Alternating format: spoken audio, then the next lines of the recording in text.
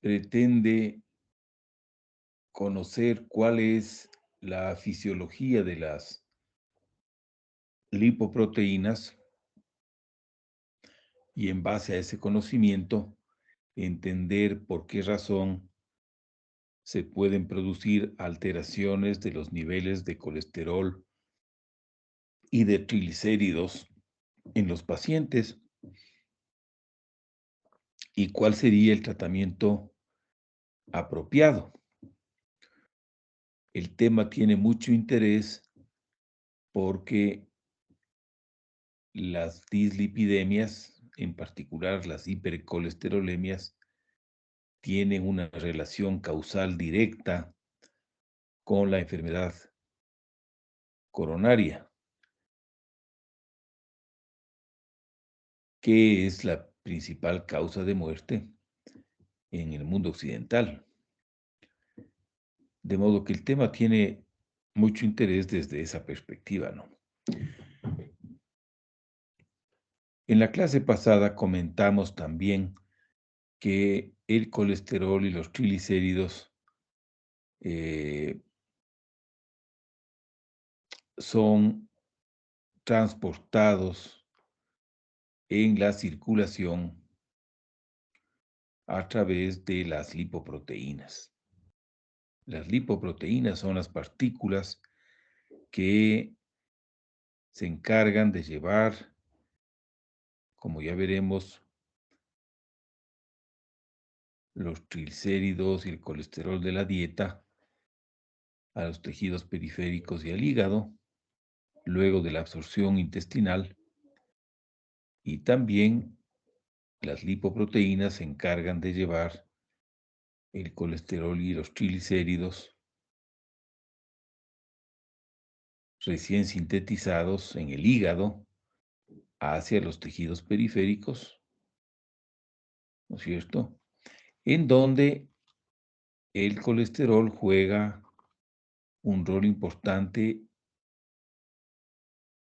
formando parte de las membranas celulares y la membrana de los organelos, y también como surfactante es la materia prima para la síntesis de varias hormonas de las gónadas y de la corteza suprarrenal, y así otras funciones. Y los triglicéridos eh, también son importantes como fuente de energía cuando no hay hidratos de carbono, glucosa. Pero los triglicéridos también eh, tienen papeles a veces así muy específicos como segundos mensajeros intracelulares, ¿no? Y también se conoce de ciertos ácidos grasos que inclusive pueden llegar a comportarse como factores de transcripción genética.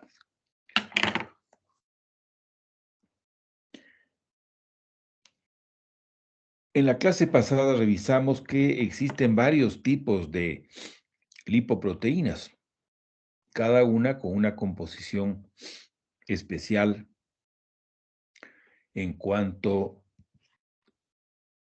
era esta la gráfica que revisamos finalmente y decíamos que las diferentes lipoproteínas, fíjense, hay varias lipoproteínas, ¿no es cierto? Tienen una densidad especial cada una de ellas, tienen una dotación de apoproteínas específicas y decíamos que estas apoproteínas, algunas son estructurales y otras son temporales, es decir, que se asocian a la superficie de la lipoproteína de forma transitoria. Esas apoproteínas, como vamos a ver, juegan roles muy importantes en la fisiología de las lipoproteínas. Y esta es otra información clave, fíjense. la composición de triglicéridos y de colesterol varía entre las diferentes lipoproteínas, ¿no? Entonces, fíjense en cómo las LDLs son las que más colesterol tienen, ¿no es cierto? Las que más triglicéridos tienen son primero los kilomicrones, que son las lipoproteínas que se sintetizan en los enterocitos, y luego las VLDLs, que son las lipoproteínas que se sintetizan en el hígado. Y estas VLDLs dan origen a las LDLs, ¿no? Ya vamos a ver cómo es ese proceso, pero esta es la misma lipoproteína, pero conforme va dejando las VLDL, conforme van dejando triglicéridos en los tejidos periféricos, se van haciendo cada vez más pequeñas y su contenido relativo de triglicéridos va bajando a la par que aumenta la concentración de colesterol. Y estas son las partículas que se encargan de llevar las LDLs del colesterol a los tejidos periféricos. ¿No es cierto? Los tejidos periféricos necesitan colesterol para una serie de funciones. Entonces, este es el error fisiológico, ¿no? Ahora, el problema de todo esto es que estas LDLs a veces, como son muy pequeñas, pueden quedarse atrapadas en el endotelio vascular, originar la famosa placa aterosclerótica y dar origen a lo que se llama la aterosclerosis coronaria, ¿no? Que es la causa de un infarto. Esa es, digamos, la importancia de estas LDLs, ¿no? Y las HDL son otro tipo de lipoproteínas, distintas a las VLDLs y a todas estas, que son unas lipoproteínas sintetizadas en el hígado y en los enterocitos, y que transportan el colesterol de la periferia al hígado, ¿no? Fíjense, tienen muy poco triglicérido, tienen más colesterol y tienen una dotación de apoproteínas, ¿no? La ApoA1 es la proteína estructural de las HDLs, ¿no? La ApoA1. La ApoB100 es la proteína estructural de las VLDLs, de las lipoproteínas de densidad intermedia y de las DDLs, ¿no? Por eso sabemos que estas tres son las mismas, ¿no? Solo que varían en su contenido de triglicéridos y colesterol, pero las tres tienen ApoB100, que es una proteína estructural. Esta lipoproteína nace con la B100 y acaba con la B100, de modo que esta es la misma lipoproteína, ¿no es cierto?, que sale del hígado, entrega triglicéridos en la periferia y se convierte en LDL. Fíjense en lo que sabemos ahora sobre el metabolismo de las lipoproteínas, ¿no? En cuanto al tamaño de las lipoproteínas, fíjense, hay una diferencia fantástica entre los kilomicrones, ¿no? Los kilomicrones son realmente unas lipoproteínas inmensas, inmensas, sintetizadas en los heterocitos y que se encargan de llevar los triglicéridos de la alimentación junto con un poco de colesterol y vitaminas. No hay que olvidarse que estos kilomicrones transportan vitaminas liposolubles al hígado y a los tejidos periféricos. Y fíjese, en las otras lipoproteínas son mucho más pequeñas, ¿no? Esta es la sintetizada en el hígado, que se convierte eventualmente en la LDL. Fíjense que son partículas extremadamente pequeñas, ¿no es cierto? Y finalmente tenemos las HDLs, que son, dicen, extremadamente pequeñas, ¿no? Es interesante conocer el tamaño relativo, el tamaño comparativo de las diferentes lipoproteínas. Esta es otra forma de expresar la composición de las lipoproteínas. Fíjense, los triglicéridos en amarillo son el principal lípido de los kilomicrones, ¿no?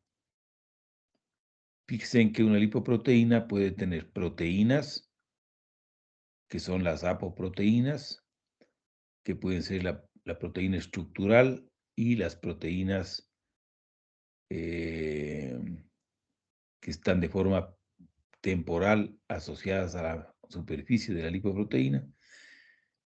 El colesterol, que puede estar en la membrana, no en la membrana, sino en la superficie, formando la superficie de la barrera, ¿no es cierto?, lipídica que forma la superficie de las lipoproteínas, como colesterol libre, o el colesterol que se encuentra esterificado en la zona de carga de las lipoproteínas. Los fosfolípidos son muy importantes. Fíjense cómo más o menos hay la misma cantidad de fosfolípidos entre las diferentes lipoproteínas, ¿no? Fíjense, un poco menos en los kilomicrones, ¿no es cierto? Y esto es que el fosfolípido tiene un rol estructural. Está en la superficie, forma la superficie, la barrera, eh, que limita la lipoproteína, ¿no? Pero no es un lípido que se encuentre en la zona de carga de las lipoproteínas y los triglicéridos, ¿no es cierto? Y en las VLDLs también tienen como principal lípido los triglicéridos y tienen una cantidad pequeña, digamos un 20% de colesterol, ¿no? Las LDLs, estas dos son las mismas, ¿sí? Solo que en diferente momento de su evolución. Las LDLs prácticamente ya han perdido casi todos los triglicéridos que tenían estas, y su cantidad de colesterol ha aumentado, ¿no? Y fíjense, las HDLs son lipoproteínas que tienen bastante proteína.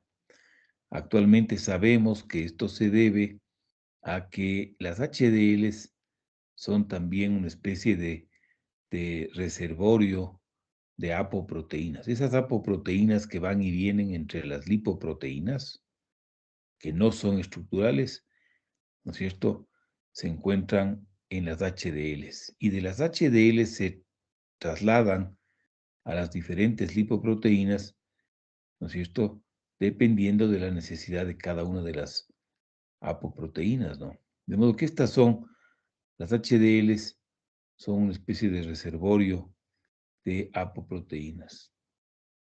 Fíjense, estas tienen este colesterol, ¿no es cierto?, que es colesterol estructural, una pequeña parte, y el resto colesterol que viene de los tejidos periféricos. Este es un concepto interesante, fíjense.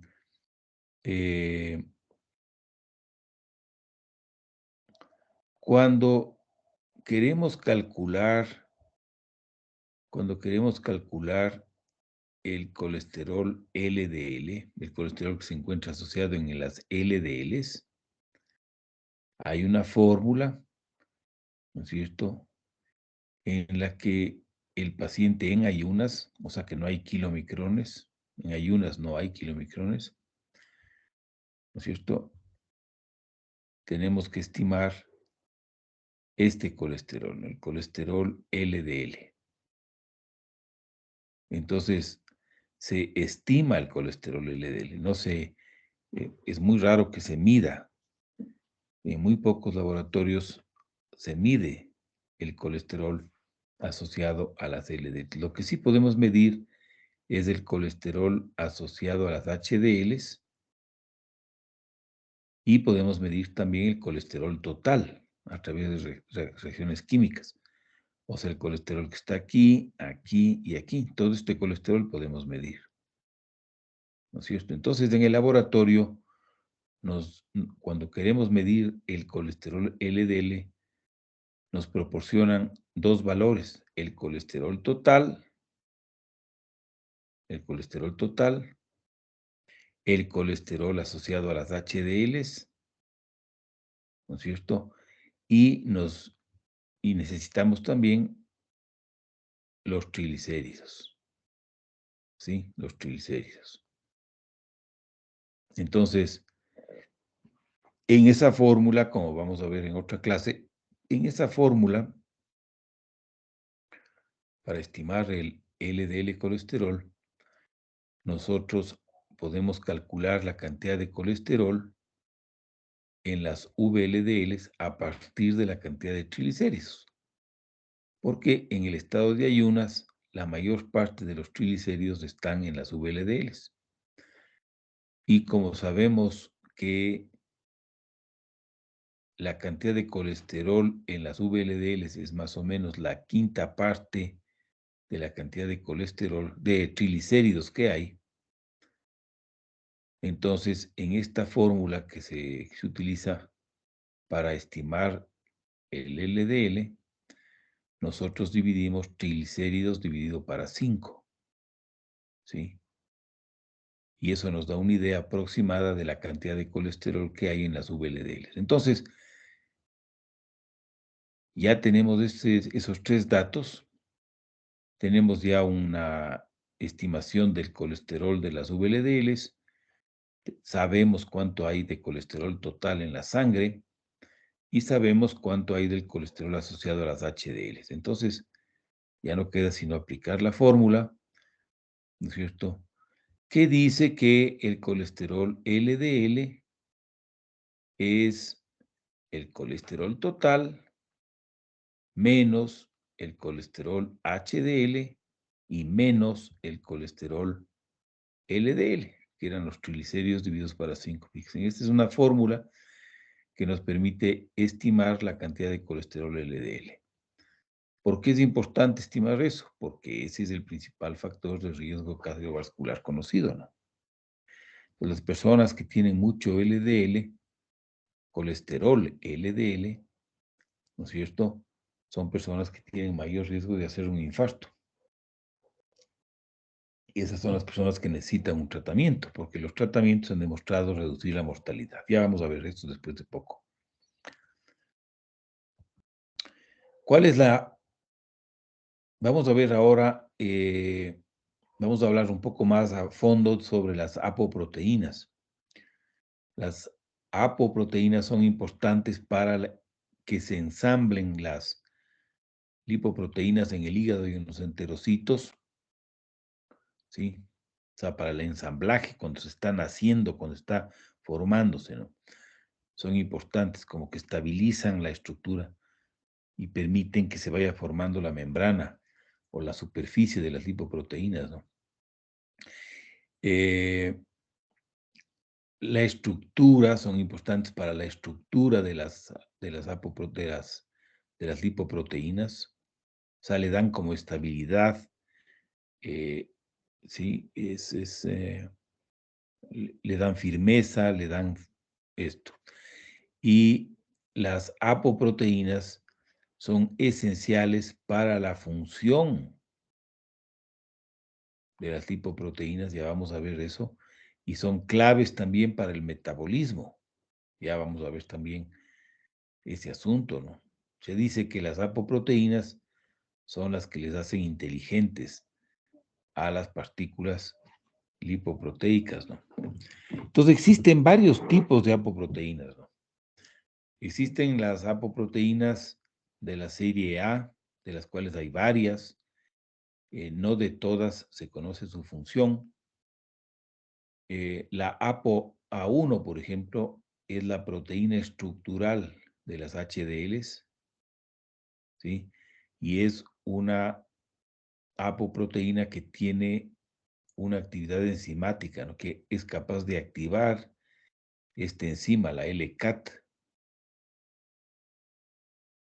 que vimos en la primera clase, ¿no? La lecitin, colesterol, aciltransferasa. Esta es la enzima que produce ésteres de colesterol, es decir, que esterifica el colesterol de forma que el colesterol pueda salir del interior de las células al interior de las HDLs, ¿no es cierto? Porque el colesterol libre es como vimos, un lípido polar que no se puede ir al interior de las HDLs porque se queda en la membrana, ¿no es cierto?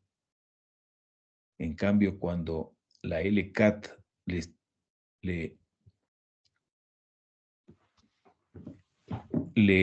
esterifica el colesterol que se vuelve insoluble en el agua, se va directamente al interior de las HDLs, a la zona de carga de las HDLs. Entonces, esta es una enzima muy importante, ¿no? Ya vamos a ver cómo hay una enfermedad en la que hay una mutación del gen que codifica para LCAT, en la que las personas no tienen HDLs, ¿no?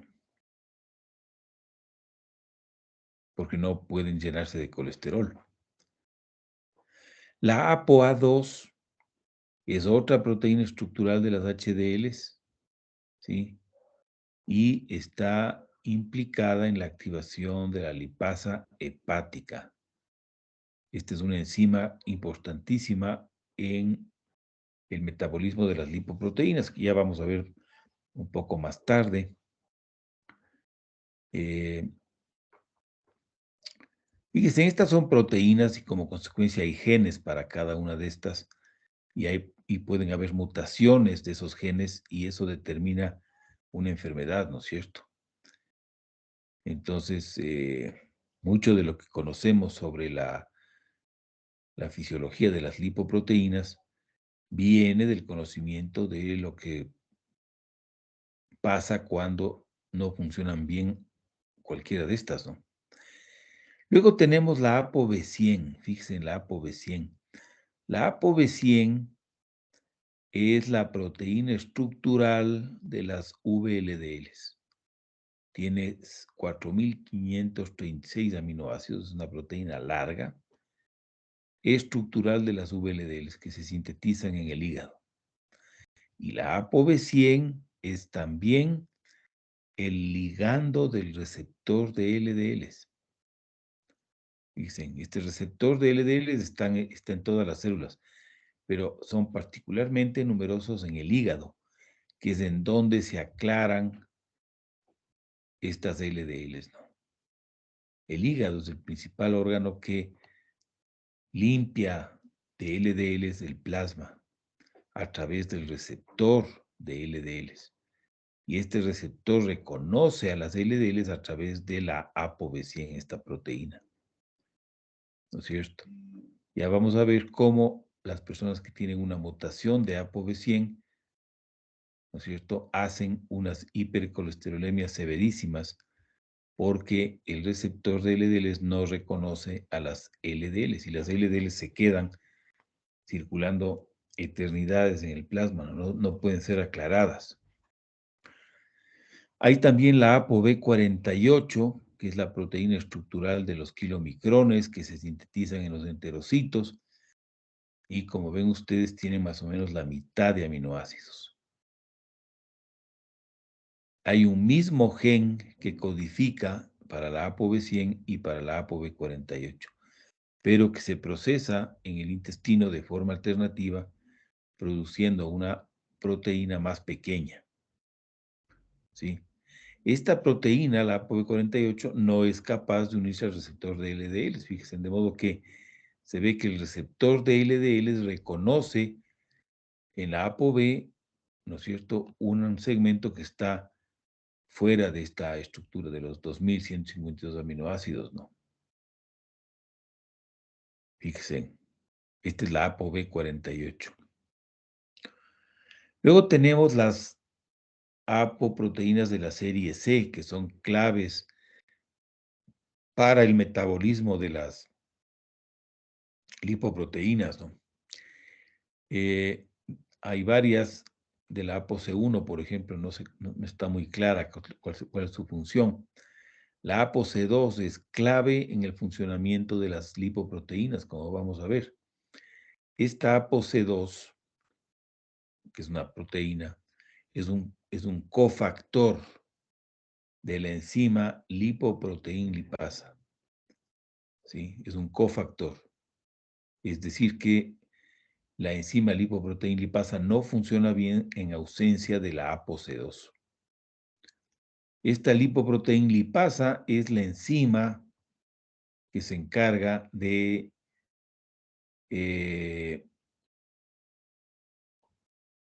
atacar a los triglicéridos de las lipoproteínas para que los ácidos grasos libres entren directamente al interior de la célula.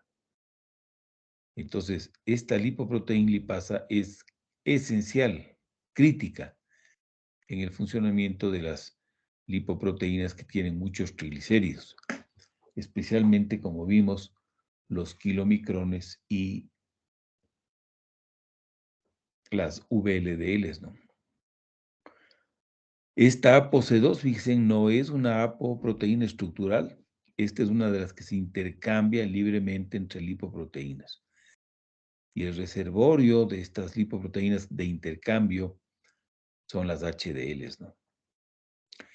Luego tenemos la ApoC3, de la cual cada vez se está conociendo más. Esta ApoC3 está aumentada en varias dislipidemias, ¿sí? Esta ApoC3 se ha demostrado que interfiere con el aclaramiento de las lipoproteínas ricas en triglicéridos, es decir, kilomicrones y VLDLs, y parece que la ApoC3 inhibe la actividad de la lipoproteína lipasa. ¿Sí? Inhibe la actividad de la lipoproteína lipasa. En otras palabras, una persona que tenga mucha ApoC3 va a tener hipertrigliceridemia. ¿Por qué? Porque el exceso de ApoC3 inhibe la lipoproteína lipasa y como consecuencia las lipoproteínas ricas en triglicéridos no van a poder descargar los triglicéridos que llevan adentro en los tejidos periféricos, principalmente el tejido adiposo y el tejido muscular. Y finalmente el hígado. ¿No es cierto? Se ha visto, hay estudios que han demostrado que en hipertrigliceridemias severas, es decir, cuando se acumulan estas lipoproteínas ricas en triglicéridos,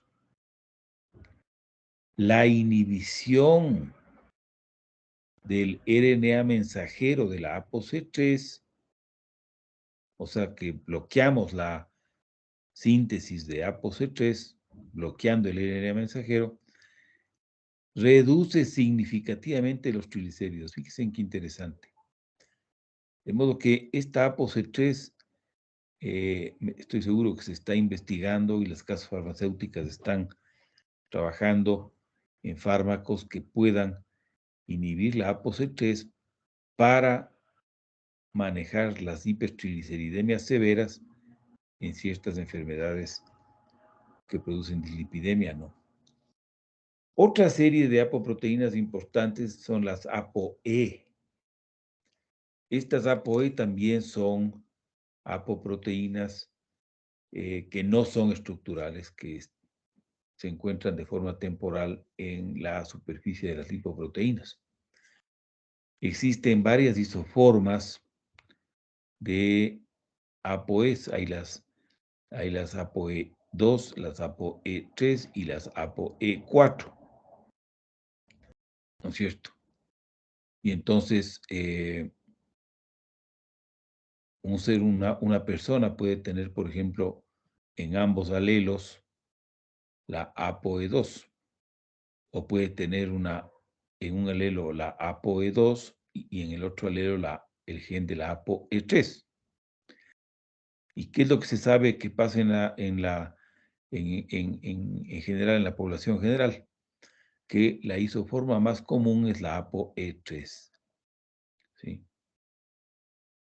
Más o menos el 62% de la población es E3D3, o sea, son homocigotos para la variedad E3. Menos del 1% de la población es homocigota para E2. ¿Sí? Un 23% de la población es heterocigota, E3, E4. Fíjense. y menos del 2% de la población es homocigota para la forma E4. ¿Sí? ¿Qué hacen estas apoproteínas E? ¿Cuál es la principal función? La apoproteína E, ¿sí? Es una apoproteína que sirve para que el receptor de LDLs y el receptor LRP, ¿sí?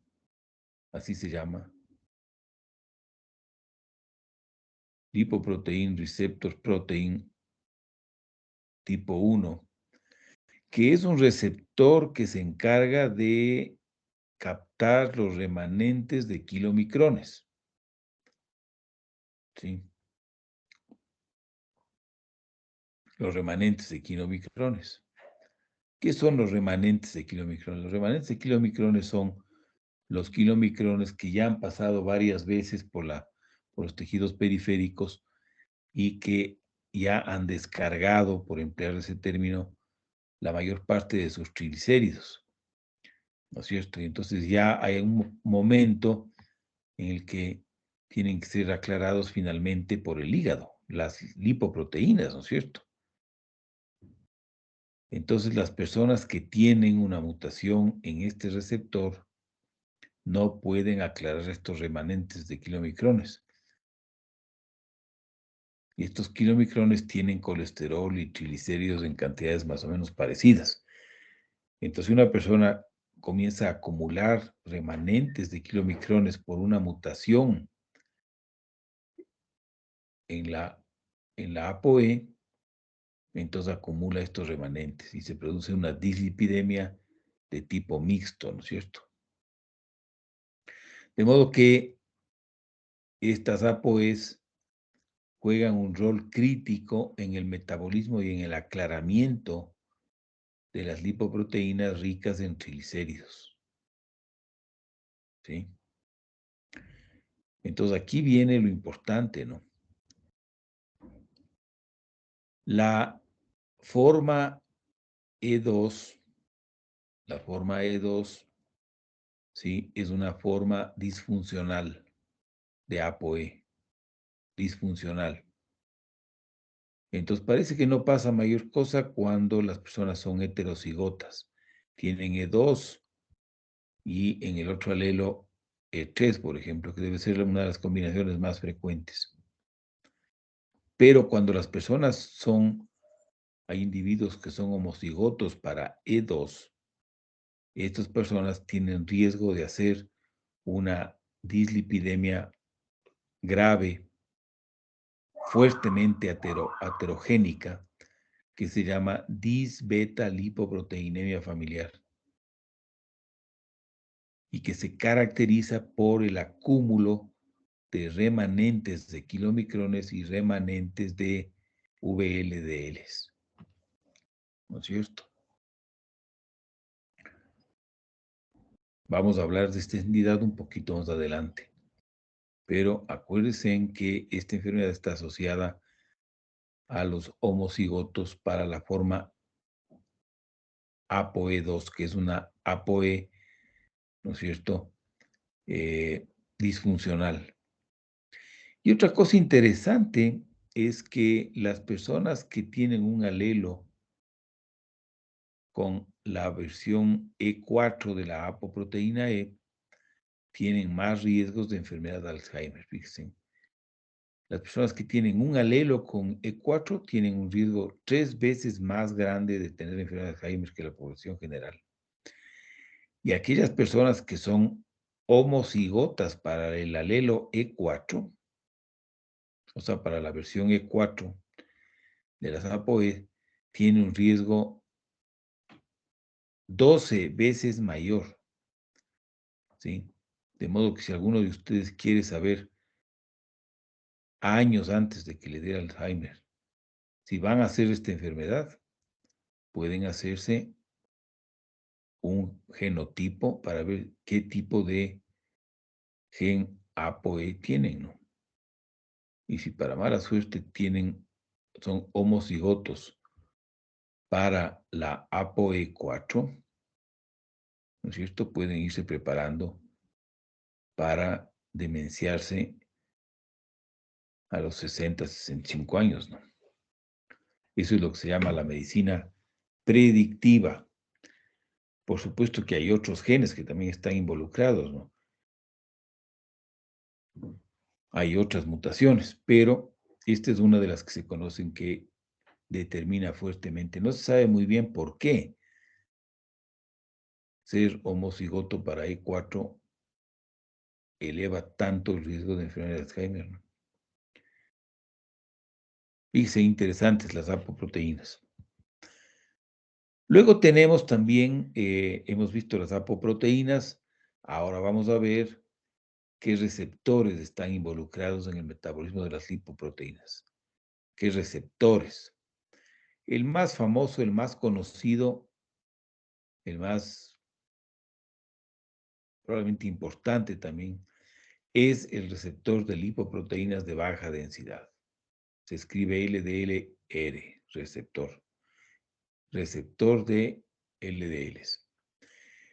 Este receptor de lipoproteínas de baja densidad, el receptor de LDL, reconoce la ApoB100 y la ApoE, ¿no es cierto? Y entonces es clave para el aclaramiento de las lipoproteínas que tienen ApoB100, ¿no es cierto? Y ApoE, que son principalmente, ¿no es cierto?, las LDLs y remanentes de LDLs y los remanentes de kilomicrones. Luego tenemos otro receptor que acabamos de comentarle, que es el LRP1, que es la proteína 1 relacionada con el receptor de LDL, ¿sí? LDL Receptor Related Protein 1, ¿sí? Que reconoce a las ApoE, pero no a la ApoB100, ¿sí? Reconoce la ApoE. Y por eso este receptor es clave para el aclaramiento de los remanentes de kilomicrones, ¿no? Porque los kilomicrones no tienen ApoB100 como proteína estructural, sino la ApoB48. Entonces,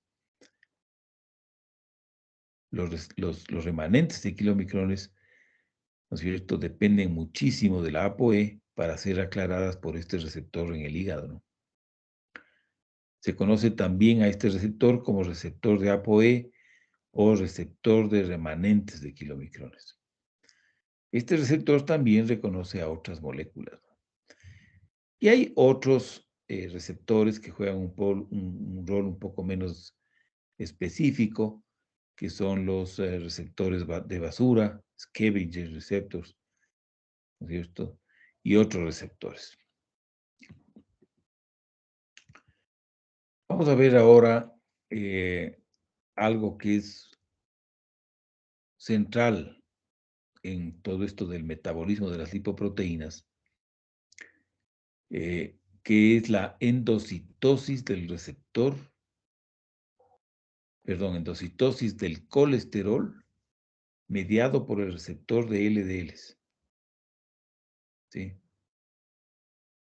Hace ya más de 20, 30 años se conoció que las LDLs, que son las lipoproteínas que llevan colesterol en su interior, acuérdense que estas son las principales culpables de la aterosclerosis, la enfermedad vascular aterosclerótica, ¿no? Estas LDLs que tienen proteínas, la proteína que es la ApoB100 y colesterol en su interior, colesterol esterificado, fíjense. Estas LDLs son aclaradas del plasma, ¿no es cierto?, cuando son reconocidas por los receptores de LDLs.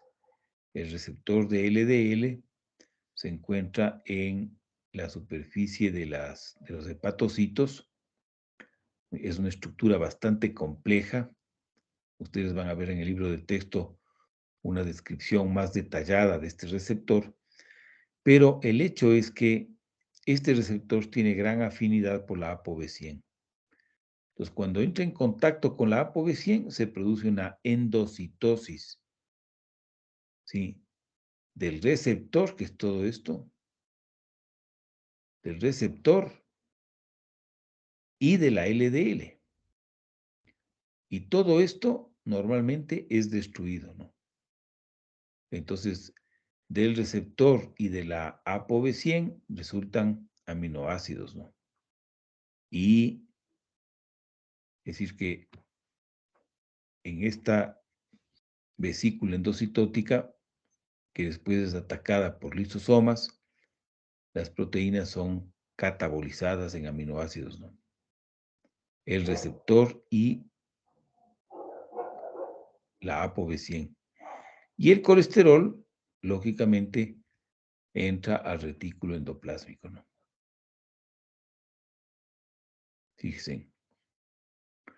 Entonces, aquí juega un rol también muy importante otra proteína que ha sido, que ha sido conocida en los últimos 10 años, que es la PCSK9, proteína convertasa subticilin K9. Tiene un nombre rarísimo.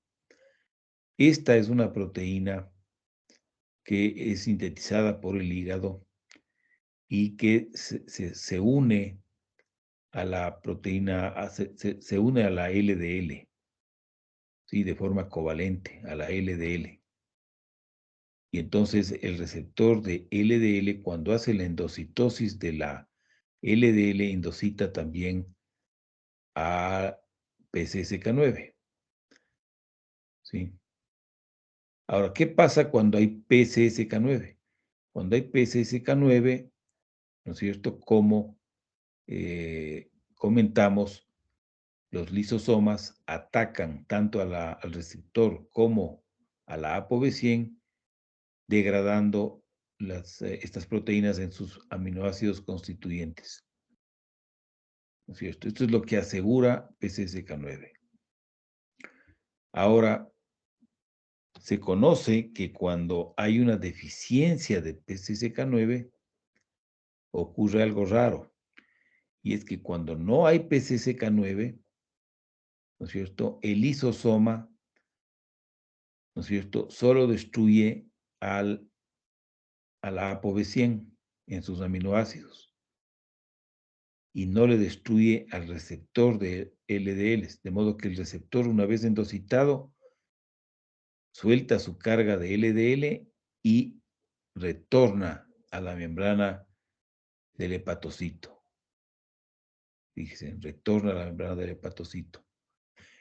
De forma que esta célula tiene más receptores de LDL y como consecuencia es capaz de aclarar más rápido las LDLs. Por eso se conoce que las personas que tienen una deficiencia de PCSK9 tienen niveles de LDL colesterol bien bajo y como consecuencia tienen poco riesgo cardiovascular, no hacen enfermedad aterosclerótica cardiovascular. Fíjense qué interesante, esto se llegó a conocer y las casas farmacéuticas ya han desarrollado fármacos que de diferentes maneras consiguen reducir drásticamente la cantidad de PCSK9, ¿no es cierto?, para tratar a pacientes que tienen elevaciones del LDL. Y la verdad es que estos fármacos consiguen disminuir la concentración sérica de LDLs de forma notable, ¿no? Tanto como las estatinas o más. ¿Sí? Ahora, este gráfico ilustra no solamente la endocitosis del colesterol mediada por el receptor de LDLs, sino que ilustra otra cosa importante. Los investigadores que analizaron todo esto se dieron cuenta también de que dentro del hepatocito, cuando el colesterol intracelular aumenta, por la captación de LDLs, ¿no es cierto?, a través del receptor. Esto hace que aumente el colesterol intracelular, lógicamente. Cuando aumenta el colesterol intracelular en el hígado, ¿sí?, se produce una inhibición de la enzima que es clave para la síntesis de colesterol dentro de la célula. Una respuesta de adaptación, ¿no es cierto? Si hay mucho colesterol en la célula, entonces se produce una inhibición de la síntesis de colesterol, inhibiendo a esta enzima. Y aparte de eso, se produce también, cuando hay un exceso de colesterol dentro de la célula, una disminución de la expresión de los receptores de LDL. ¿Sí? Una disminución de la cantidad de receptores de LDL. Así la célula se defiende y evita que la célula siga captando más colesterol para no llenarse de colesterol, porque eso podría ser fatal para la célula. Entonces, fíjense en qué interesante, ¿no? Cuando aumenta el colesterol dentro de la célula, se implementan dos mecanismos. Se bloquea la síntesis de colesterol nuevo y se bloquea la captación de colesterol a través de los receptores de LDL. Disminuye la síntesis de receptores, ¿no es cierto? Entonces, las compañías farmacéuticas dijeron, esto es fantástico, ¿no? ¿Por qué no le damos a un paciente inhibidores de la HMG coenzima A reductasa? Bajamos la cantidad de colesterol dentro de la célula y aumentamos la expresión de receptores de LDL. Eso era algo que tenía que suceder. Si ustedes bajan la cantidad de colesterol intracelular, bloqueando la síntesis de colesterol, entonces si bajaba la cantidad de colesterol intracelular, iba a aumentar la cantidad de receptores de LDL. Y si ustedes aumentan la captación de LDL, entonces va a disminuir el colesterol LDL en plasma, ¿no es cierto? Y por supuesto, la hipótesis se confirmó ampliamente, ¿no? Esto dio origen a que las compañías farmacéuticas desarrollen estos fármacos fantásticos que son las estatinas, que ustedes conocen, ¿no es cierto? ¿Qué hacen las estatinas? Las estatinas bajan el colesterol plasmático, reduciendo la cantidad de colesterol LDL. ¿Y cómo lo hacen? Pues bloquean la síntesis de colesterol intracelular y eso conduce a una disminución del colesterol intracelular y a un aumento de los receptores de LDL. De modo que la célula capta más LDL, ¿no? Y se aclara el LDL. Este es el mecanismo a través del cual las estatinas reducen el colesterol LDL, ¿no? Fíjense, por todas estas investigaciones, en el año 85, el doctor Goldstein, que está aquí, y el doctor Brown, que está aquí, ¿sí?, recibieron el Premio Nobel en Fisiología o Medicina, ¿sí?, por toda la información, por haber desarrollado toda esta información, ¿sí? Fíjense, en el año 85, o sea, ya van a ser 40 años, ¿no? En 3 años son ya 40 años que conocemos toda esta información, ¿no? La endocitosis del colesterol mediada por el receptor de LDL y el efecto que tiene el exceso de colesterol dentro de la célula, lo que dio origen a la síntesis de las estatinas. Las estatinas han salvado la vida de millones de gentes, ¿no? Bajando la cantidad de colesterol LDL. Hay que recordar que el colesterol se puede sintetizar en todas las células, ¿sí?, a partir del acetato, y que aquí se produce la hidroximetilclotrarilcoenzima A, que es el precursor que se convierte en ácido mevalónico. Este paso es el paso comprometido y regulado en la síntesis de colesterol, ¿no? Una vez que se produce ácido mevalónico, ya no hay quien pare la producción de colesterol, ¿no es cierto? Y la enzima clave aquí es la HMG coenzima A reductasa. Esta enzima es inhibida por el colesterol, fíjense, una regulación por retroalimentación, ¿no? Esto es lo que pasa dentro del hepatocito.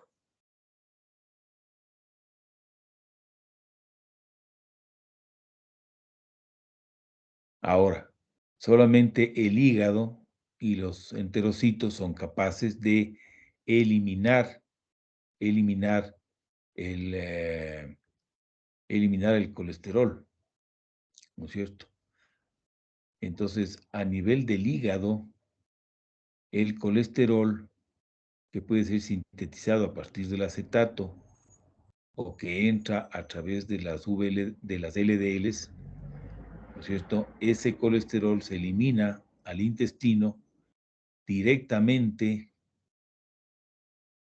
como la bilis, como colesterol esterificado en la bilis o transformado el colesterol en ácidos biliares, ¿no es cierto?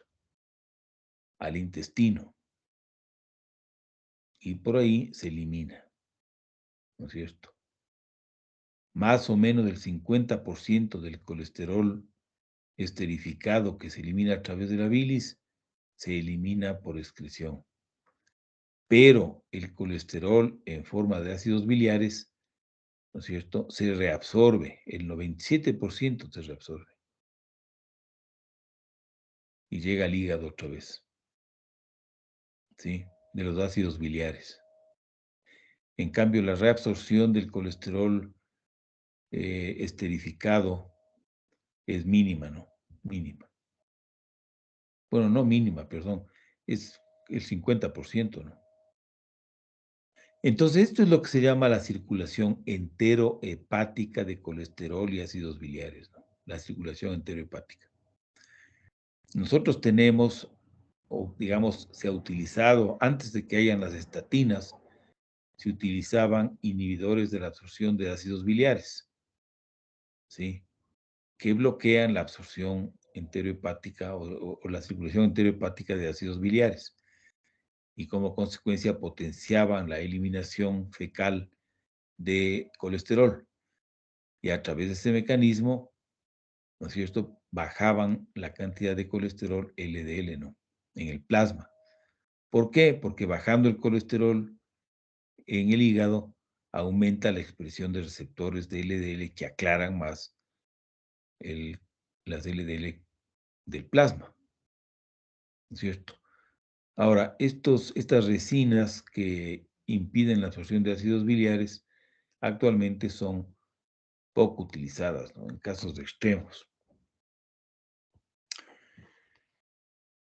Y finalmente vamos a ver el actor final de todo este metabolismo de las lipoproteínas, que son enzimas y proteínas de transferencia involucradas en el metabolismo de los lípidos, ¿no? Una enzima, como ya señalamos, clave en el metabolismo de las lipoproteínas es la lipoproteína lipasa, ¿no?, la LPL, ¿sí? Entonces, la mayoría de lípidos llegan a los tejidos periféricos, especialmente músculo y grasa, por la actividad de la lipoproteína lipasa, ¿no es cierto? ¿Qué hace esta enzima? Hidroliza los triglicéridos de las lipoproteínas ricas en triglicéridos, ¿no es cierto? Es decir, que la lipoproteína lipasa asegura el aporte a los tejidos periféricos de ácidos grasos preformados, ¿no? Preformados, porque los tejidos también pueden sintetizar ácidos grasos, pero prefieren utilizar ácidos grasos preformados que les llegan de la nutrición o del hígado. Fíjense, la insulina aumenta su actividad en el tejido adiposo Y asimismo, la deficiencia de insulina o la resistencia a la insulina le vuelve a esta enzima lenta. Y eso explica la típica hipertrigliceridemia que se observa en los pacientes que tienen resistencia a la insulina o síndrome metabólico, ¿no es cierto? Esta lipoproteína lipasa, ¿no es cierto?, es producida por los adipocitos y por los miocitos. Fíjense, es una enzima producida a nivel periférico y que se localiza en la luz del endotelio. Está como colgando ahí en la luz del endotelio para atacar las lipoproteínas que llegan con triglicéridos. Hay una proteína que es la GPI-HBP1 que sirve como plataforma, ¿no es cierto?, para que la LPL pueda funcionar bien. Es como que la LPL se ancla a esta proteína para que la lipólisis en el plasma pueda ser más eficaz. Hay mutaciones en este gen que ocasionan severas hipertrigliceridemias, como vamos a ver, ¿no? Luego tenemos otra lipasa que no es la misma que la otra, pero tiene una actividad medio parecida, pero se encuentra exclusivamente en el hígado, se llama la lipasa hepática, ¿sí?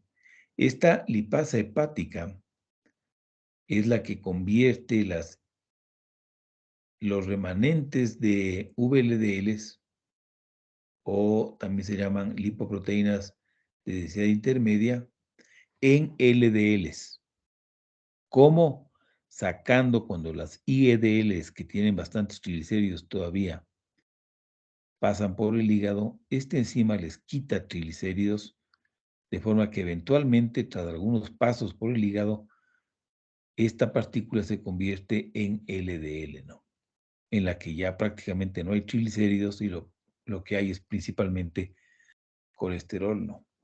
Entonces, fíjense, las VLDLs, gracias a la lipoproteína lipasa, se convierten en lipoproteínas de densidad intermedia. Y estas, ¿no es cierto?, son tratadas en el hígado con la lipasa hepática que consigue reducir la cantidad de triglicéridos y eventualmente hace que se conviertan en LDLs. Y la lipasa hepática también trata los remanentes de kilomicrones, ¿sí?, para que sean captados por el receptor relacionado con el receptor LDL, ¿no?, de tipo 1. Les va quitando triglicéridos a estos kilomicrones hasta que finalmente pueden ser captados por este receptor. Luego tenemos la enzima CETP. Esta es una proteína que transfiere ésteres de colesterol. Esta es una proteína muy importante en el metabolismo de las HDLs, ¿sí? Esta es una enzima que transfiere ésteres de colesterol, fíjense. Es decir, desde el colesterol que está en la zona de carga, ¿no es cierto?, de las lipoproteínas. Entonces, transfiere ésteres de colesterol a cambio de triglicéridos entre las HDLs y las VLDLs y las LDLs. Perdón, y lo que se llaman los remanentes de VLDLs, ¿no?, o las lipoproteínas de densidad intermedia. O sea que hay una transferencia de lípidos, ¿no? Ésteres de colesterol de las HDLs van a las VLDLs y a las LDIs, ¿no es cierto? A cambio, estas le dan triglicéridos, ¿sí? Y finalmente tenemos la que ya comentamos al comienzo de la clase, que es la LCAT, la lecitin colesterol transferasa. Esta es una enzima que circula en el plasma asociada a las HDLs y se activa por la ApoA1, como ya vimos hace un rato. Este esterifica el colesterol libre, ¿no es cierto? Entonces hace que el colesterol se vuelva insoluble y entre a la zona de carga de las HDLs. Y así se forma la HDL, se llena de colesterol libre, ¿no es cierto? Y la mayor parte del colesterol en las HDLs tiene este origen, fíjense. O sea, una esterificación del colesterol libre que está dentro de las células, ¿no es cierto? Vamos a ver esto con más detalle, el rol de estas dos proteínas, ¿no es cierto?, en el metabolismo de las HDLs. Entonces, fíjense, ahora llegamos ya a un punto en el que podemos comprender esta diapositiva que está en nuestro libro de texto y que es clave para comprender lo que estamos hablando. El metabolismo de las lipoproteínas tiene una vía exógena y una vía endógena.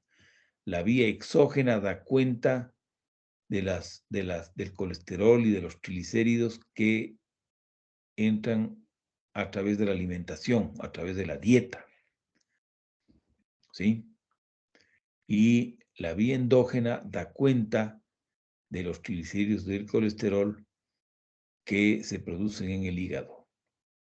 Entonces, son vías completamente distintas, ¿no? Fíjense, los lípidos de la dieta, ¿sí?, más el colesterol libre, el colesterol esterificado y los ácidos, y el colesterol de los ácidos biliares, ¿no es cierto?, que entran a lo que se llama la circulación enterohepática del colesterol, de los ácidos biliares.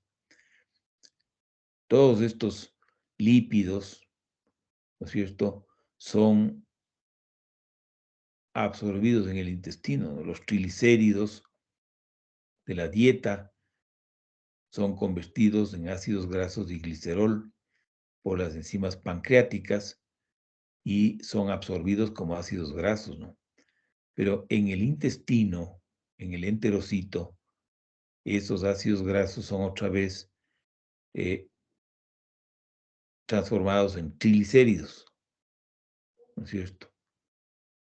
Lo mismo, el colesterol es integrado a la zona de carga, es esterificado para que pueda entrar al interior de los kilomicrones, y aquí se sintetiza el kilomicrón, ¿no?, esta partícula enorme que tiene como apoproteína estructural la ApoB48, ¿no? Entonces, fíjense, en el intestino libera a la linfa, esto es muy importante, este kilomicrón entra a la circulación a través del conducto torácico, ¿no es cierto?, que vierte la linfa en la desembocadura del conducto torácico, que está en la confluencia, me parece que está en la confluencia yugulosubclavia, alguna cosa así, en el tórax. De modo que estos lípidos y colesterol más vitaminas de la dieta, ¿no es cierto?, son incorporados a la zona de carga de los kilomicrones, y estos kilomicrones son secretados a la linfa intestinal, no al plasma, a la linfa. Y ahí son transportados por el conducto torácico al confluente yúgulo-subclavio. Ahí es donde el conducto torácico desemboca. Y ahí es cuando entran en la circulación los kilomicrones. Fíjense, los kilomicrones adquieren, cuando llegan al plasma y comienzan a circular en la sangre, adquieren otras proteínas, otras apoproteínas, fíjense. Adquieren ApoE, que son estas azules redondas, y adquieren ApoCes.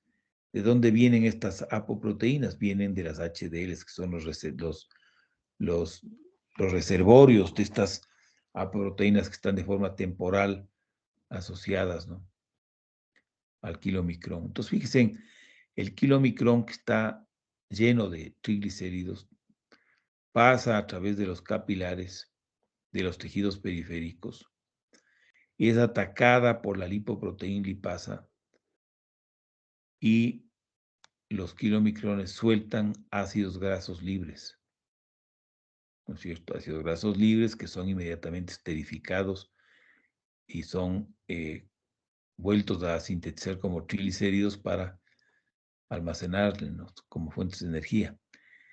Y entonces, después de varias pasadas por los capilares, el kilomicrón va perdiendo triglicéridos y se va convirtiendo en una lipoproteína cada vez más pequeña, más pequeña. La lipasa hepática también se encarga de quitar triglicéridos a estos kilomicrones, hasta que finalmente el remanente de kilomicrones es captado por el receptor de remanentes de kilomicrones, que es el LRCP1 en el hígado, y los kilomicrones desaparecen, ¿no es cierto? Esto es una cosa que ocurre en el curso de unas muy pocas horas, ¿no? Muy pocas horas. Por eso, en una persona que esté en ayunas, ¿no es cierto? Una persona sana que no tiene ningún problema con las lipoproteínas, una persona que esté en ayunas, no tiene kilomicrones, ¿no? Porque este proceso me parece a mí que los kilomicrones creo que desaparecen en algo así como 2, 3 horas, ya comienzan a desaparecer los kilomicrones, ¿no? Y han entregado todos sus ácidos grasos, vitaminas y tal a los tejidos periféricos, ¿no? Esta es la vía exógena.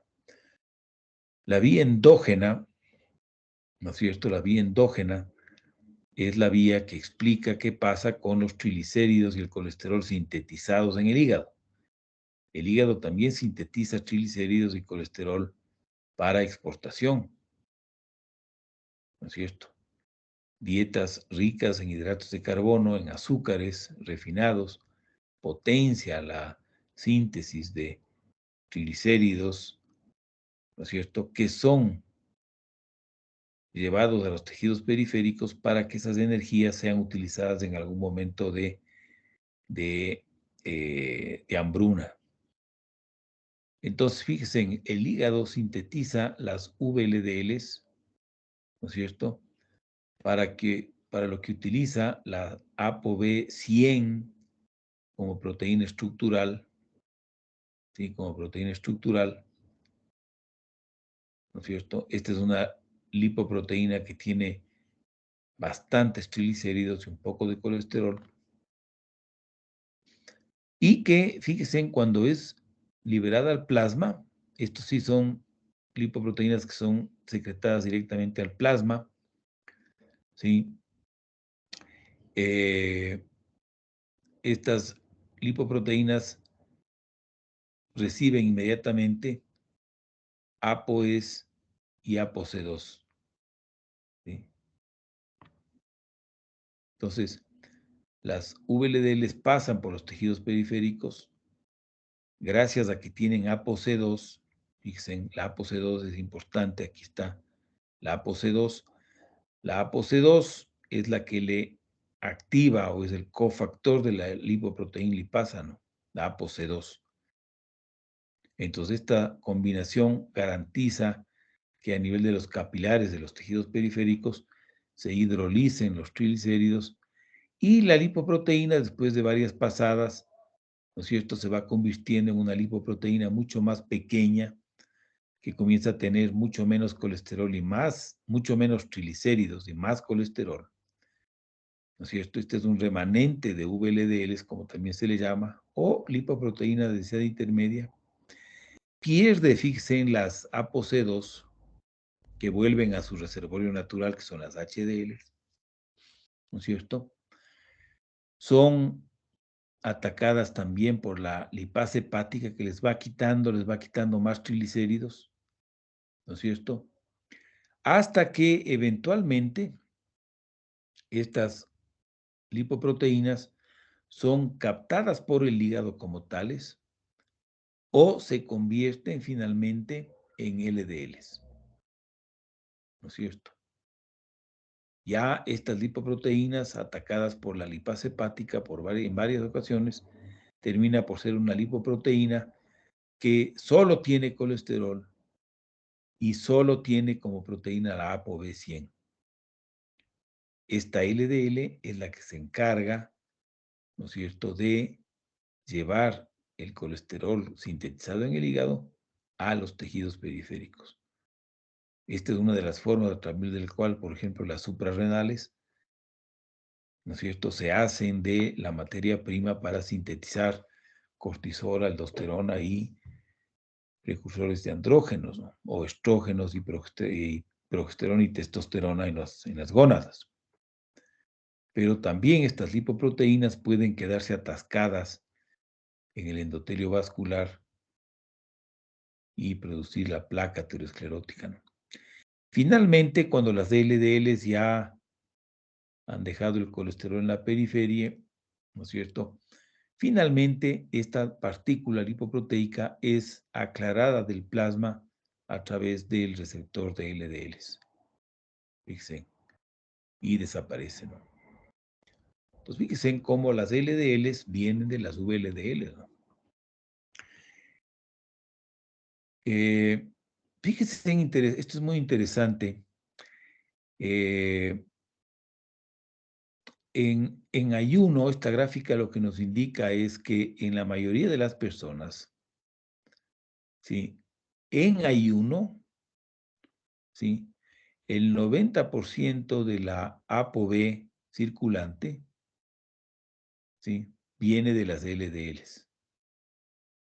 O sea, es la ApoB 100, ¿no es cierto? Porque en ayunas no hay ApoB 48, ¿no es cierto?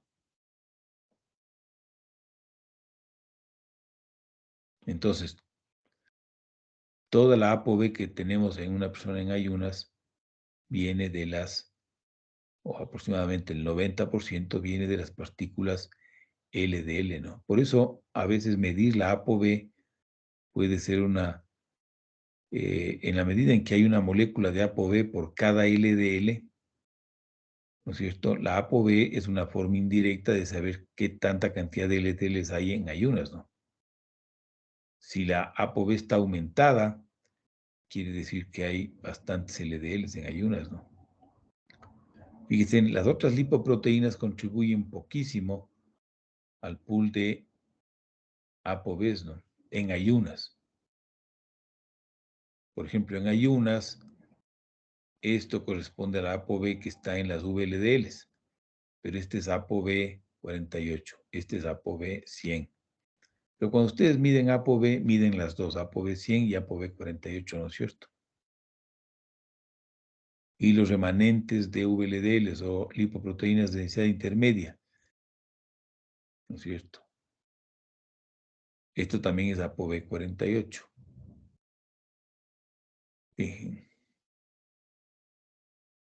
Entonces, en ayunas, la mayor parte del ApoB que hay en sangre viene de las LDLs y como consecuencia es ApoB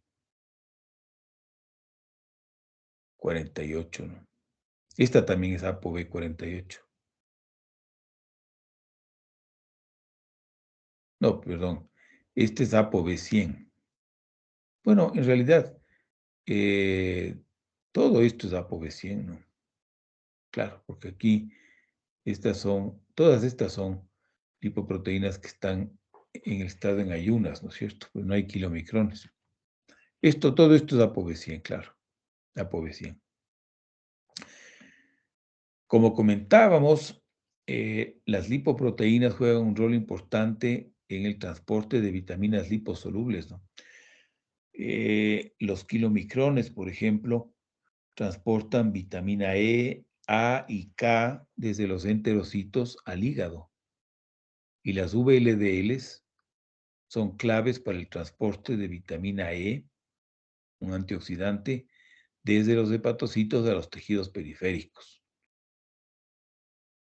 Hay enfermedades en las que los pacientes no absorben bien o no pueden sintetizar kilomicrones. Entonces, esos pacientes hacen a la larga un cuadro clínico en el que la deficiencia de estas vitaminas juega un rol importante, ¿no?, en la expresión de la enfermedad, la deficiencia vitamínica es parte del cuadro clínico en aquellos pacientes que tienen dificultades para sintetizar kilomicrones, como ya veremos. Y finalmente tenemos el transporte inverso del colesterol, que es la tercera vía metabólica, ¿no? Este transporte inverso del colesterol da cuenta de cómo el organismo capta el colesterol de las células periféricas, ¿no es cierto?, de los tejidos periféricos, y también, fíjense, de los macrófagos de la placa vascular aterosclerótica, ¿no es cierto?, en donde hay colesterol libre, fíjense. Y entonces, fíjense cómo aquí está el colesterol libre dentro de los macrófagos y dentro de las células periféricas, ¿no? Colesterol libre. Entonces, este colesterol no puede entrar a las HDLs, ¿no?, sintetizadas en el hígado y en los enterocitos. Aquí está la HDL naciente, ¿no?, con su proteína estructural, que es la ApoA1, ¿no es cierto? Entonces, esta ApoA1 es el cofactor esencial para activar la enzima LCAT, que es esencial. ¿Por qué es esencial la LCAT? Porque la LCAT es la que le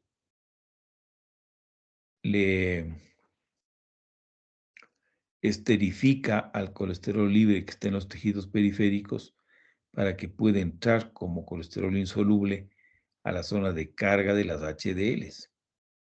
Ese es el rol de las LCATs, ¿no? Entonces, sin LCAT, el colesterol no puede entrar a las HDLs y entonces las HDLs no se acaban de formar, ¿no? Fíjense, ese es el rol clave de la LCAT. Entonces, conforme esta HDL naciente va captando colesterol, ¿no es cierto?, se va convirtiendo en la HDL madura, ¿no es cierto? Fíjense, en la HDL madura, que está llena de colesterol. Parte de este colesterol es transferido a los kilomicrones, si es que el paciente está en estado posabsortivo, o si está en ayunas, a las VLDLs, a cambio de triglicéridos. Ese es el rol de la colesterol ester transfer protein, ¿no?, CETP. De modo que, fíjense en cómo el colesterol captado por las HDLs en los tejidos periféricos acaba en el hígado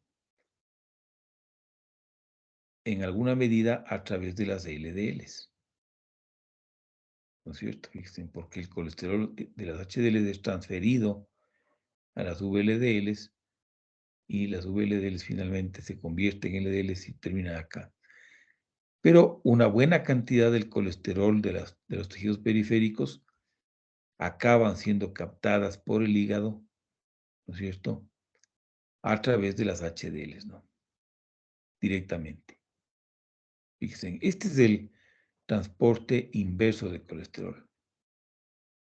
Entonces, así nos explicamos la información epidemiológica que tenemos de que las personas que tienen alta cantidad de HDL tienen menos infarto del corazón, o las personas que tienen poco HDL tienen más enfermedad cardiovascular, ¿cierto? La hipótesis actual es la de que si tenemos pocas HDLs, entonces el aclaramiento del colesterol libre en los tejidos periféricos se reduce y como consecuencia no sea, el colesterol de las placas tampoco se limpia bien, ¿no es cierto?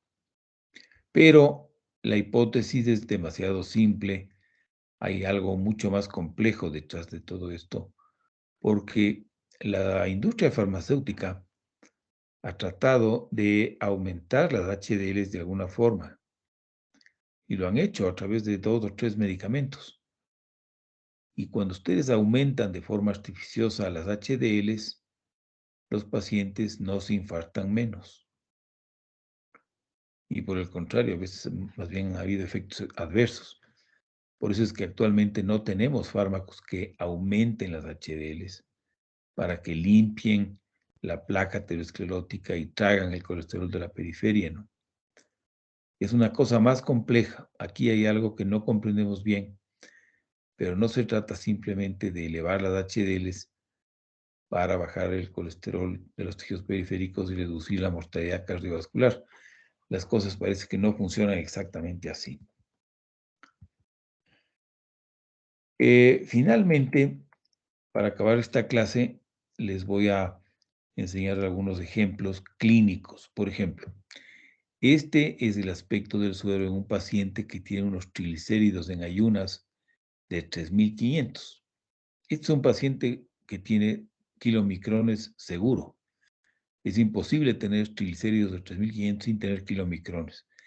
De modo que este paciente tiene algún problema para aclarar triglicéridos, ¿no? De modo que inclusive en ayunas tiene unos triglicéridos feroces, ¿no?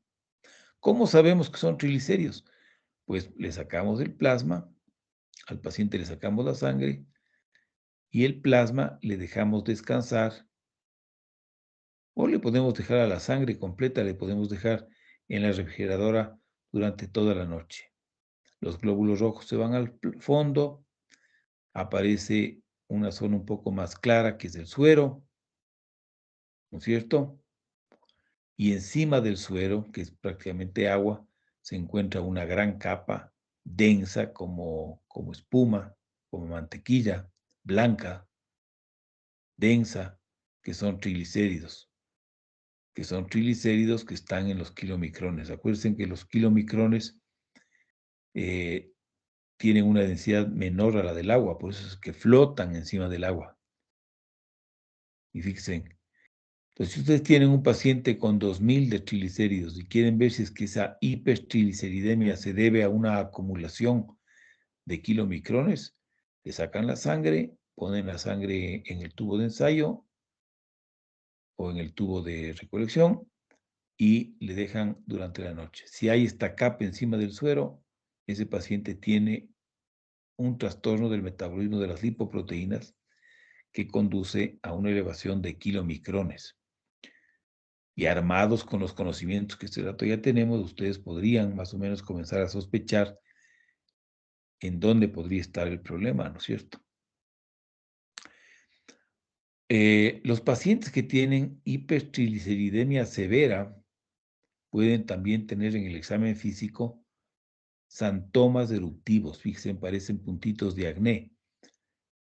Solo que esto se ve, por ejemplo, en el tórax, en el abdomen, puntos eritematosos, a veces tienen un puntito blanco en la punta, ¿no es cierto? Esta es una visión más cercana de la... Santomas eruptivos, fíjense, típico de las hipertrigliceridemias severas. Yo he visto algún caso de santomas eruptivos de un paciente diabético completamente descompensado, que casi no tenía insulina y que tenía unos triglicéridos elevadísimos. Santomas eruptivos. La hipertrigliceridemia severa también puede producir en el fondo de ojo lo que se llama la lipemia retinalis. Es decir, que los vasos aparecen, los vasos arteriales y venosos aparecen amarillos, ¿no? De la cantidad enorme de triglicéridos que tienen. Fíjense, a través del examen físico, nosotros ya podemos comprobar qué tipo de dislipidemia puede tener el paciente, ¿no? En la disbeta-lipoproteinemia, esta dislipidemia que se produce especialmente en pacientes que son homocigotos para la variante ApoE2 y que acumulan remanentes de kilomicrones y remanentes de VLDLs, se suele ver santomas eruptivos, tuberoeruptivos. Fíjense, estos son eruptivos, estos son tuberoeruptivos. ¿Sí? Esto es muy típico de la disbeta-lipoproteinemia, ¿no? Santomas tuberoeruptivos. y también los xantomas palmares. Son patognomónicos de dis-beta-lipoproteína. Aquí se ve mejor. Es una descoloración medio amarillenta en los pliegues de flexión de la mano. Y aquí se ve perfectamente, ¿no? Las manos nos pueden dar el diagnóstico de la causa de una dislipidemia mixta en la que aumentan triglicéridos y colesterol, porque los remanentes de kilomicrones y de VLDLs tienen cantidades más o menos simétricas de colesterol y triglicéridos, ¿no? Dis-beta-lipoproteína, fíjense. Hay también santelasma, fíjense en este acúmulo de colesterol en el párpado. Aquí se ve más claro, más severo, santelasma. Y aquí se ve un arco corneal. Fíjense, en el examen físico nos puede dar unas pistas importantes sobre la causa de la dislipidemia, ¿no? Este santelasma y este arco corneal son típicos de la hipercolesterolemia familiar, ¿no es cierto? Una de las principales causas de la hipercolesterolemia familiar es una mutación en el receptor de LDLs, de forma que el paciente acumula LDLs y el fenotipo será hipercolesterolemia. Pero estos pacientes tienen hipercolesterolemia severas, ¿no? Aquí tienen santelasma, que se ve en la hipercolesterolemia familiar, como hemos señalado, y también en la hiperlipidemia familiar combinada, que es otro tipo de dislipidemia. Hiperlipidemia familiar combinada, que ya veremos en más detalle en la próxima clase. Fíjese en estos santomas, se llaman santomas, que aparecen en los pliegues de flexión de las manos, en las rodillas. Esta es una paciente de 10 años, homocigota, para una mutación en el receptor de LDLs, es decir, hipercolesterolemia familiar. Estas son las formas más severas de hipercolesterolemia que conocemos. Estos pacientes pueden tener colesterol en sangre de 500, 600 desde el nacimiento. Son santomas anaranjados, superficiales, en rodillas y manos, ¿no? Esto es diagnóstico de la hipercolesterolemia familiar, una de cuyas causas es una mutación en este receptor. En la hipercolesterolemia familiar también se pueden ver santomas en el talón de Aquiles, fíjense aquí. Sí, son depósitos de colesterol en el talón de Aquiles. ¿Sí? La presencia de santomas en el talón de Aquiles es casi diagnóstico de hipercolesterolemia familiar. Son pacientes que tienen niveles altísimos de colesterol y de LDL colesterol, lógicamente. Muy bien, yo creo que lo vamos a dejar aquí para continuar con la clase del próximo día lunes, perdón, del próximo día viernes. El, sería el viernes 1 de abril, tendríamos nuestra clase.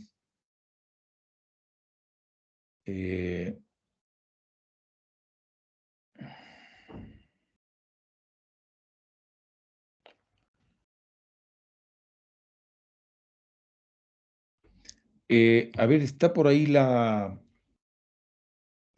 A ver, antes de entrar a otros temas, quería saber, em, ¿hay alguna inquietud o alguna pregunta sobre el material que hemos revisado hasta este momento?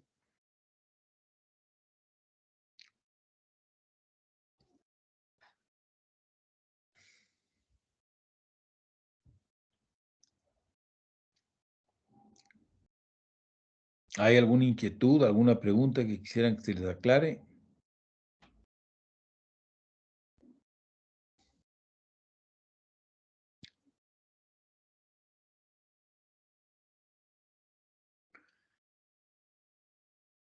A ver, si ya no hay preguntas, lo que no me sorprende, ya les estoy conociendo. A ver, ¿está alguna representante del curso en la clase este rato? Sí, Doc, buen día. A ver, ¿cuándo tienen que ser los exámenes de endocrinología? Ya, permítame un segundo, Doc, ya le confirmo la fecha.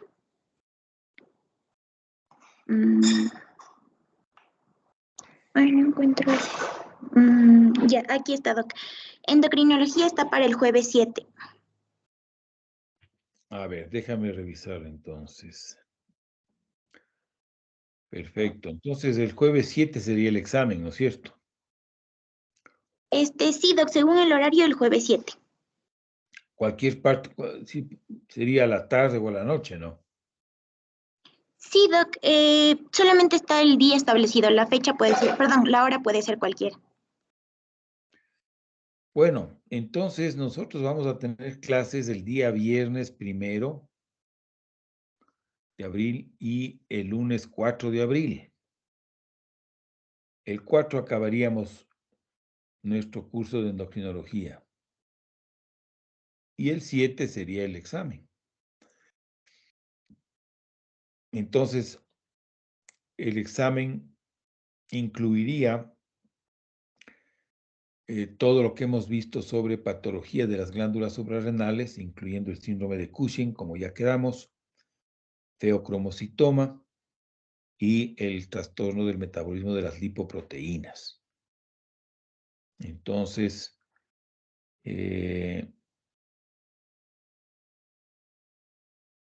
nos veríamos el día viernes 1 de abril para recibir la penúltima clase de endocrinología. ¿Hay alguna inquietud o alguna pregunta?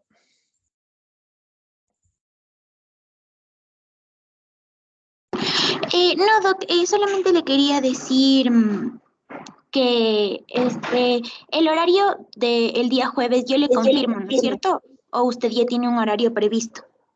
Para el jueves, dices. Para el Sí, Doc, examen para del el día jueves. jueves. Ajá. Bueno, ustedes me dicen a qué horas y yo programo para esa hora el examen. Listo, Doc. Entonces, el día viernes yo ya le confirmo la hora. Muchas gracias. Viernes o lunes, sí.